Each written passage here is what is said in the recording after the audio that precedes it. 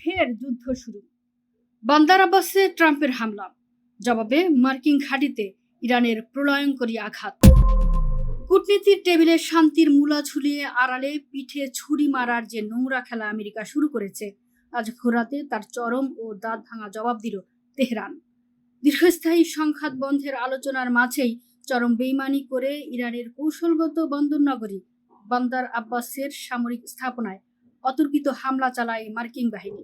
কিন্তু ট্রাম্প প্রশাসন হয়তো ভুলেই গিয়েছিল পারস্যের উত্তরসূরিরা আঘাত হজম করে চুপ থাকার পাত্র নয়। হামলার মাত্র কয়েক ঘন্টার মাথায় ভোর 4:50 আইআরজিসি সরাসরি এক মার্কিন বিমান ঘাঁটিতে যে প্রলয়ঙ্করী পাল্টা আঘাত এনেছে তা আজ পেন্টাগনের রাতের ঘুম চিরতরে হারাম করে দিয়েছে। গত মঙ্গলবার দক্ষিণ ইরানে হামলার পর মাত্র 3 দিনের ব্যবধানে বান্দার আব্বাসে দ্বিতীয়বারের মতো এই নগ্ন আগ্রাসন চালালো আমেরিকা।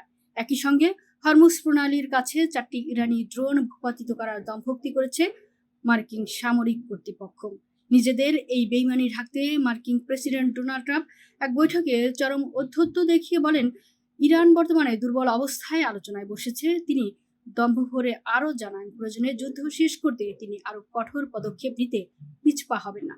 কিন্তু ট্রাম্পের এই দুর্বল ভাবার চরম খেসারত দিতে হলো মধ্যপ্রাচ্যে থাকা মার্কিন সেনাদেরই। ট্রাম্প যখন দমভক্তি করছেন, ঠিক তখনই ভোর 4:50 যুক্তরাষ্ট্রের আগ্রাসনের উৎস হিসেবে চিহ্নিত একটি গোপন মার্কিন বিমান ঘাঁটিতে সরাসরি ব্যালিস্টিক মিসাইল ও ড্রোন হামলা চালিয়েছে Islamic revolutionary guard corps IRGC. ঘাঁটির সুনির্দিষ্ট অবস্থান প্রকাশ না করা হলেও সামরিক বিশ্লেষকরা নিশ্চিত, আকাশ থেকে পড়া এই আগুনে মার্কিন সামরিক অবকাঠামো আক্ষরিক অর্থেই ভস্মীভূত হয়েছে। আইআরজিসি করা আলটিমেটাম দিয়ে জানিয়েছে, ভবিষ্যতে আরেকটি হামলা হলে তার জবাব হবে আরো 1000 গুণ। রাডার বন্ধ করে পালানোর চেষ্টা, মার্কিন ট্যাঙ্কারকে ঘাড় ধাক্কা। রণাঙ্গনের এই মহাপ্রলয়ের মাঝেই আজ সাগরের বুকে আমেরিকার আরেক চরম লজ্জাজনক রূপ বিশ্ববাসীর সামনে উন্মোচিত হয়েছে।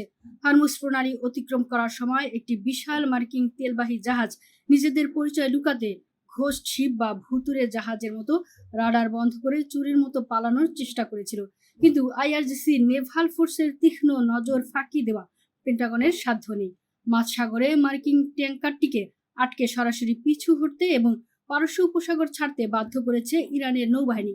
আজ বিশ্ববাসী পরিষ্কার দেখছে যে ট্রাম্প প্রশাসন দম্ভ করে বলে ইরান দুর্বল, আজ তাদেরই রাডার বন্ধ করে চোরের মতো সাগর পাড়ি দিতে হয়। আর হামলার জবাবে ভোর রাতেই তাদের নিজেদের ঘাঁটি পুড়ে ছাই হয়। বান্দার আব্বাসের এই বিস্ফোরণ ও মার্কিন ঘাঁটিতে হামলার ঘটনা প্রমাণ করে দিল, সাম্রাজ্যবাদীদের সাথে কোনো আপোষ নেই। ট্রাম্পের এই বেইমানি আজ পুরো মধ্যপ্রাচ্যকে এক নতুন মহাযুদ্ধের দিকে ঠেলে দিলেও পতনের খাদের কিনারে আজ আক্ষরিক অর্থেই কাঁপছে আমেরিকা।